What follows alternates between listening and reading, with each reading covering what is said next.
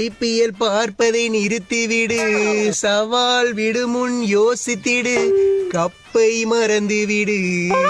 சரி விடுறா தம்பி, நீங்க இவ்வளவு தூரம் வந்ததே பெரிய விஷயம். யோ ஒரு மேட்ச் தானே தோத்தோம், ஏதோ டோர்னமெண்டே தோத்த மாதிரி வந்து ஆறுதல் சொல்லிட்டு இருக்க. ஃபர்ஸ்ட் மேட்ச் யார் ஜெயிக்கிறாங்கிறது முக்கியம் இல்ல, ஃபைனல்ல யார் கப் அடிக்கிறாங்கிறது தான் முக்கியம். யோ உனக்கு மரியாதை அவ்வளவுதாயா? ஆயிலே கப் அடிக்க வேண்டியதா. நீங்க நேத்துக்கு வந்து உமன்ஸ் டீம் கூட கப் அடிச்சிருச்சு. யோ ஒவ்வொரு ஆணோட வெற்றி பின்னாடி ஒரு பொண்ணு தான் இருக்கு. இந்த வருஷம் எங்களோட வெற்றி பின்னாடி எங்க உமன்ஸ் RCB டீம் தான் இருக்கு. தம்பி என்னடா அது புது வகையா முட்டு கொடுக்குறீங்க? நாங்க முட்டு கொடுக்கல, நேத்து உங்க ஊர்னு விட்டு கொடுத்தோம். நீ சின்ன சாமி வாயா, உன்னை செதைச்சு அனுப்புறோம். ஏன்டா தம்பி இங்க வாங்கினது பத்தலையா? தம்பி நீங்க ஜெர்சியை மாத்தலாம், லோகோவை மாத்தலாம், பெங்களூருன்னு கூட மாத்தலாம், ஆனா தலையெழுத்த மாத்த முடியுமா? என்ன ஓவரா பேசுற?